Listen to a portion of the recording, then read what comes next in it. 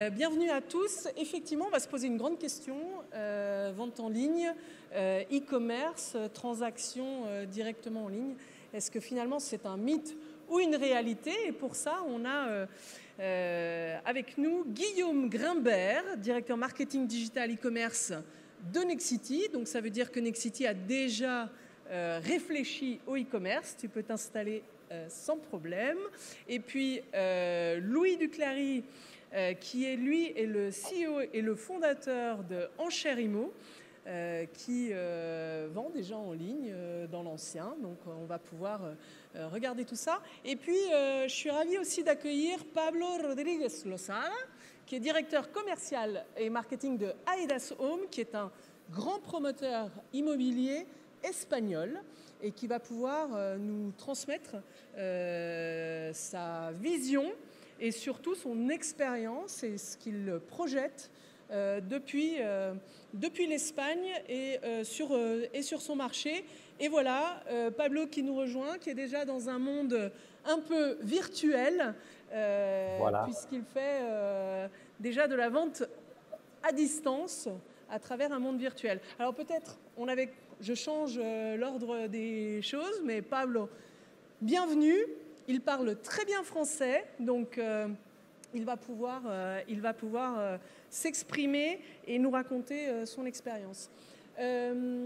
Guillaume, première chose, comment est-ce que Nexity, on arrive à la réflexion finalement de l'e-commerce, de la transaction, pour repositionner un peu les choses? Je pense que les premières ventes en ligne dans l'immobilier, elle remonte à plusieurs expériences de plusieurs de vos confrères.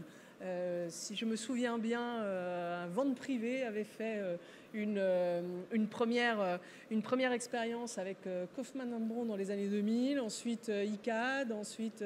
voilà. Comment vous, grand promoteur immobilier, vous en arrivez à vous positionner sur ce sujet et à lancer à un moment donné des choses, peut-être en se posant les questions de ce que sont les attentes des consommateurs? Merci Jade.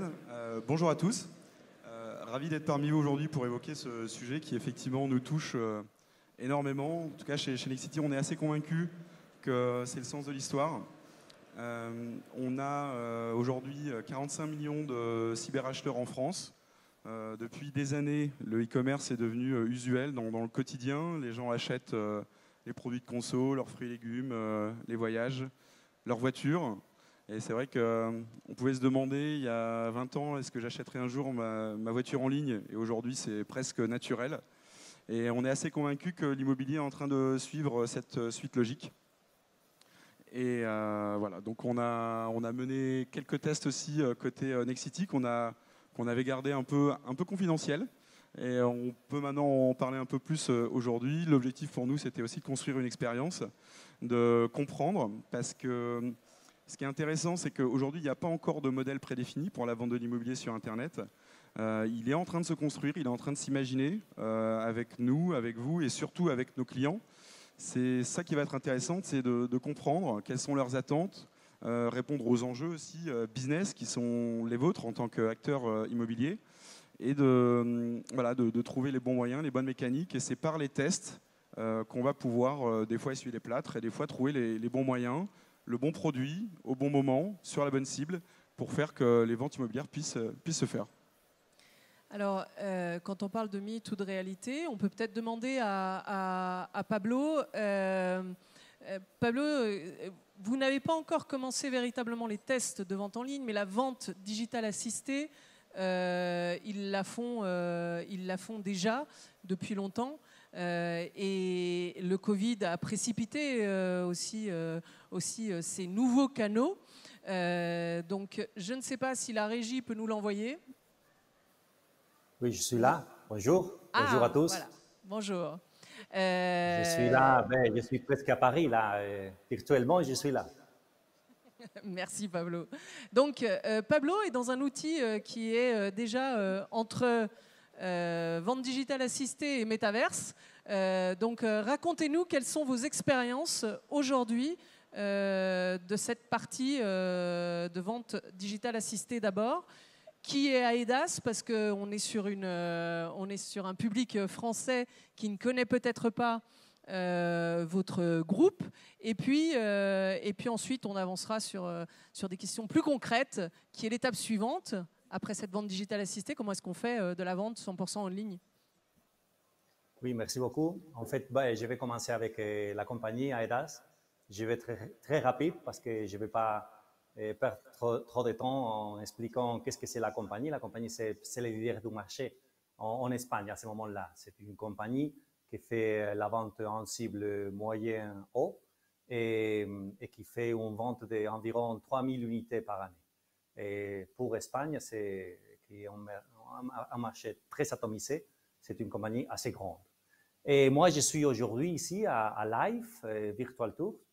C'est une spin-off d'AEDAS.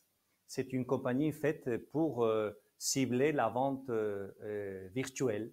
Alors, si on parle de mythes ou de réalité, je voudrais dire que c'est plutôt une réalité. Nous, on a fait déjà plus que 45 millions d'euros de ventes sur cette moyen. Alors, peut-être là, on va pouvoir après parler d'une vente plus digitale, en fait 100% digitale, mais la vente virtuelle est là. Je suis aujourd'hui ici. Après, on va pouvoir, si vous voulez, passer à un logement, à une promotion, à un projet, et on va pouvoir les visiter ensemble. D'accord, merci. Guillaume, et avant d'introduire après Louis, mais Guillaume, vous aussi, quelque part, la vente digitale assistée, ça fait déjà un certain temps. Le Covid a peut-être déclenché un certain nombre de choses et vous avez déjà, avant même d'aller sur les expériences de vente en ligne, fait le premier pas pour dire comment est-ce qu'on vend à distance au travers du digital. Oui, effectivement. Depuis quelque temps déjà, les usages ont évolué chez les consommateurs. Aujourd'hui, il est beaucoup plus simple pour les conseillers commerciaux de faire les rendez-vous à distance avec de la visio, par Teams ou par d'autres moyens. Ça, c'est devenu, si on veut, une manière de vendre en digital qui est une step, on va dire une step 0. Et après, on a mené différents tests ces dernières années. On a fait des enchères en ligne. Là, je prends ma casquette de promoteur, je prends la casquette du neuf. Je laisserai parler Louis sur les sujets de l'ancien. Mais voilà, on a fait des tests sur des enchères, on a fait des tests sur des ventes privées. Et justement, tu parlais du Covid, qui a été une triste situation qu'on a vécue, mais qui a été un bon accélérateur pour les sujets digitaux. On avait chez Nexity travaillé sur une plateforme qu'on avait imaginée chez nous, qui permettent effectivement de faire des lancements de programmes immobiliers de manière digitale. Et donc est arrivé le Covid qui a accéléré l'usage de cette plateforme. On l'utilise encore aujourd'hui. Il faut savoir que depuis maintenant 2 ans, on a fait plus de 100 lancements de programmes avec cette plateforme-là, qui est une plateforme où en fait on préqualifie en amont un certain nombre de prospects et on leur donne un sésame pour aller faire une réservation le jour du lancement. Donc c'est un lancement qui est 100% digital, avec néanmoins, afin de sécuriser les ventes sur les personnes qui sont solvables, finançables, voilà, des accès qui sont donnés à des personnes qui sont sélectionnées. Donc une fois qu'ils sont sélectionnés, une fois qu'ils ont leur sésame, une fois qu'ils arrivent sur cette plateforme, ils font tout seuls. Alors oui, et souvent ça va très très vite. On a déjà eu des records chez nous sur des 40 réservations en moins d'1 minute. Donc effectivement, c'est assez impressionnant et assez jouissif aussi de voir que les initiatives comme celle-ci fonctionnent et aussi plaisent à nos utilisateurs. Et plus récemment, on a donc fort de ces expériences-là, on a souhaité aussi aller un peu plus loin et se dire, est-ce qu'on n'ouvrirait pas plus largement les profils clients et aller un peu plus loin dans le processus avec une vente digitale complète. Et c'est là où tu disais quelque chose d'intéressant, Jeanne, tout à l'heure, c'est que tu parlais de vente digitale assistée. C'est ce que disait Pablo aussi, et c'est aussi notre conviction c'est qu'aujourd'hui, faire une vente 100% digitale, on va toucher quelques personnes. Il y a quelques personnes qui seront prêtes, peut-être des multi-acheteurs, multi-investisseurs, qui seront prêts à aller dans une vente 100% autonome. Ce qui est certain, c'est que les gens aujourd'hui ont besoin d'autonomie. Il ne faut pas aller les chercher, être dans une approche trop brutale avec eux. Il faut leur laisser de l'autonomie. Néanmoins, ils ont besoin d'être accompagnés. Et c'est là où la vente digitale assistée prend tout son sens. C'est qu'en fait, on reste à côté du prospect, du futur client, lors de son parcours, pour lui permettre, quand il en a le besoin et l'envie, de pouvoir l'assister, soit pour le conforter dans son achat, soit pour le conseiller sur une typologie de produit, ou alors le rassurer aussi sur les étapes d'achat, de construction, de financement, etc., etc. Alors, pour ouvrir un petit peu le débat, parce que finalement, là, effectivement, on a deux acteurs du neuf qui ont fait des tests, qui ont fait de la vente digitale assistée, qui ont fait de la vente en ligne. Louis Duclary, qui est CEO et cofondateur d'Enchérimo, vous êtes dans l'ancien. Vous êtes dans l'ancien et vos principaux clients sont finalement des agences immobilières. Oui, tout à fait. Merci beaucoup déjà, Jeanne, de m'inviter à cette belle conférence. Donc moi, je m'appelle Louis. On a cofondé avec Paul, mon associé, Enchérimo, il y a un peu plus de 2 ans. Et nous, notre vision, c'était effectivement de se dire qu'avec la vente en ligne, on pouvait améliorer, fluidifier et optimiser des ventes en apportant un outil à des professionnels. Donc nous, effectivement, notre scope, c'est plutôt le marché de l'ancien. Et effectivement, avec un processus où il y a à la fois du digital via la remise d'offres sur Enchérimo, une certaine qualification, mais on travaille évidemment main dans la main avec nos partenaires qui, eux, vont qualifier leurs acquéreurs, faire des visites, etc. Parce que notre vision, c'est en effet que le digital prend de plus en plus de place, mais effectivement, dans le cas d'une vente, l'humain a quand même beaucoup de place à prendre, et effectivement, il faut leur laisser cette place-là. Ouais, donc une vente totalement en ligne, vous n'y croyez pas ? Si, peut-être un jour, mais après je pense qu'il y a peut-être aussi des différences entre le monde du neuf et de l'ancien, c'est que dans le neuf finalement on se projette, puisque le bien n'est pas forcément existant. Dans l'ancien, le bien est là, donc effectivement faire une visite ça a quand même du sens pour valider déjà une appétence au bien, etc. Et pour le moment ça reste quand même un élément assez important de la vente. Alors je suis peut-être un peu provocatrice, mais dans un bien ancien, le bien est là.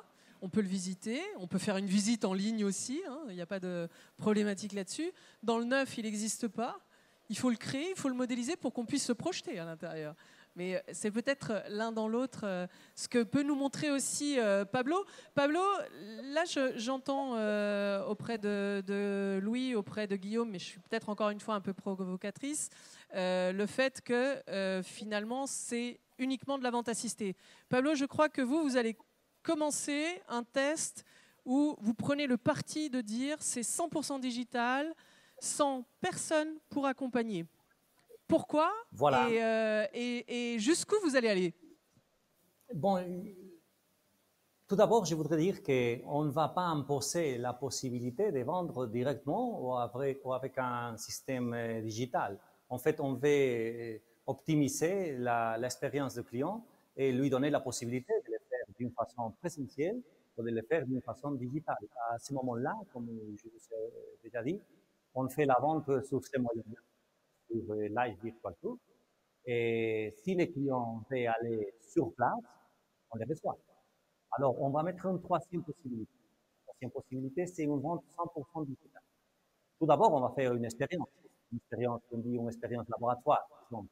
Alors là, on va mettre un projet, on va le mettre 100% digital, sans alternative, pour pouvoir bien mesurer comment est l'expérience du client et la comparer. Si on fait trop d'alternatives, on ne peut pas comparer, on ne peut pas tirer toutes les expériences et toutes les conséquences. Mais on va pouvoir donner les possibilités aux clients de dire, écoutez, si vous voulez venir sur place, on est en train de vous recevoir. Si vous voulez faire une expérience assistée, voilà, on est là. Et si vous voulez le faire tout seul, à la maison, sur l'ordinateur, on a aussi la possibilité. C'est ça ce qu'on veut faire. Donner toutes les possibilités au client et c'est à lui de décider. Donc c'est un canal d'acquisition supplémentaire, mais sur ce canal-là, il sera 100% toute seule. Voilà. Ou accompagné par peut-être de l'intelligence artificielle. Et voilà, c'est pas un portal, c'est pas une page web, c'est pas là. Il y a toute une intelligence parce que si on est en face du client, on peut toujours entendre, on peut toujours regarder, on peut toujours parler et on peut décider quelles sont les objections du client pour lui donner des arguments et avancer sur l'achat. Et si on n'est pas là, il y a quelqu'un qui doit le faire. C'est l'intelligence artificielle du système. C'est une plateforme intelligente. C'est pas une page web. C'est une plateforme intelligente qui doit aider au client à avancer vers l'achat. Voilà, c'est pas seulement une page parce que sinon le client va se perdre et on va pouvoir les récupérer. C'est-à-dire c'est ça le défi. Ok, mais Guillaume, vous avez peut-être quelques données qui sont aujourd'hui, et puis après je passerai la main à Louis, des retours. Qu'est-ce que sont, on a vu donc en vente digitale assistée, une fois que c'est préqualifié, qu'on a pu discuter avec le client et qu'on lui donne un accès, il est capable d'aller tout seul et de réserver tout seul. Jusqu'où est-ce qu'il va? Il va jusqu'à un dépôt, il a la constitution d'un dossier. Aujourd'hui, est-ce qu'il n'y a pas des freins à mettre en ligne des documents qui sont, on le sait, assez confidentiels, des avis d'imposition, des documents d'identité? Comment est-ce qu'on gère cette partie-là? Alors oui, effectivement, il y a... dans ces réflexions-là, il y a un point qui est extrêmement important aussi, c'est que les ventes digitales, elles ne seront pas sans nos clients. Et toutes les plateformes qu'on peut imaginer, nous et vous, on n'est pas là pour se faire plaisir, on est là pour faire du business, mais aussi pour faire plaisir à nos clients. Et il est important de placer vraiment le client au cœur du dispositif. Nous, c'est ce qu'on a essayé de faire très tôt en allant écouter des clients, menant des enquêtes auprès d'intentionnistes. Donc, on a été sélectionné sur des panels, donc des intentionnistes en achat immobilier, dans les 3 mois avant ou après un achat. Et là, on s'est vraiment nourri de tout ça avec des données extrêmement intéressantes, où on a une personne sur 2 qui aujourd'hui est prête à faire un achat en ligne si elle est en confiance et si elle est accompagnée. Après, il y avait une autre donnée qui était intéressante aussi, c'était 8 personnes sur 10 étaient trouvaient qu'acheter son logement en ligne, dans le futur, c'était le sens de l'histoire. Effectivement, on a évoqué les achats qui ont évolué avec le e-commerce, et on est dans une évolution qui est rapide et constante, et l'immobilier arrivera aussi, via toutes ces initiatives, à son niveau de maturité pour pouvoir faire des ventes en ligne. Il y a aussi une donnée qui avait été communiquée par Google il y a un an ou 2 qui était assez intéressante aussi. C'est qu'aujourd'hui, 9 personnes sur 10 qui ont un projet immobilier vont le commencer sur Internet. Ils vont le commencer par une recherche. Donc, ils vont aller sur Google ou sur un autre moteur pour aller chercher de l'information, chercher des sites, chercher des produits, aller naviguer. Et voilà, donc en fait, on est dans un parcours digital qui est en train de s'amplifier, d'arriver à maturité jusqu'à la vente en ligne. Effectivement, il faut être aussi vigilant, c'est qu'il y a des freins derrière tout ça. Comme tu le disais, Jeanne, déposer des pièces un peu sensibles, c'est toujours un petit peu compliqué. Notamment dans le neuf, acheter quelque chose qui n'existe pas, ça paraît toujours un peu abscon. Et avec tout ce qu'on entend le dimanche soir sur une chaîne de télé avec un M et un 6, on peut aussi être un peu angoissé à l'idée d'acheter sur plan. Et effectivement, et c'est là où le promoteur, via son dispositif, mais aussi via son équipe commerciale, qui doit être au cœur du dispositif, doit être là pour accompagner le client, le rassurer, trouver les mots et être là au bon moment. C'est-à-dire qu'on doit être là quand le client en a le plus besoin et ça doit venir de son initiative. On doit lui laisser le niveau d'autonomie dont il a besoin, mais aussi être présent pour pouvoir l'accompagner dans les moments qui sont les plus difficiles pour lui.